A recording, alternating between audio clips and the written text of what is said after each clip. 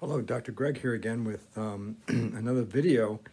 And I wanted to uh, add to the video that I did yesterday about fear and how fear causes us to create anger and how it influences the amygdala, which then causes more stress hormones to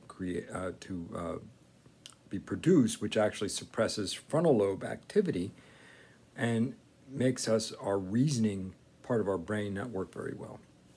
So what I wanted to do was I wanted to talk about how we can combat that. Now, one of the things that I've already talked about is sitting. Sitting actually increases stress hormones. So if you're sitting and getting fearful, then that's a problem. So what I think would be an interesting thing is that if we know our fear, we can combat our fear. So the idea here is to find out what fear is causing you a problem, or what is causing you a problem. And there are symptoms that we may not be aware of.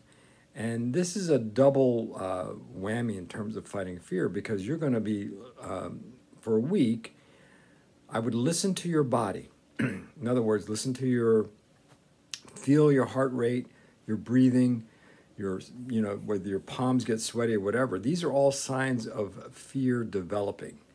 So if you're in a situation and you have a heart rate that, goes, you feel it in your chest, or you feel like you need to take a deep breath, or your breathing gets shallow, or you get sweaty palms, any kind of symptoms or things that you could be aware of that may be the hallmark of fear starting. And you write down what that situation is. It could be anything. When the doorbell rings, when you're playing a video game, when you're watching the news. Any of those things, if they cause an increased heart rate, when you feel you have to take deep breaths just to catch your breath, or sweaty palms, could be a sign that actually is what's causing you to be fear. And it could be reading something. It could be any of those types of things.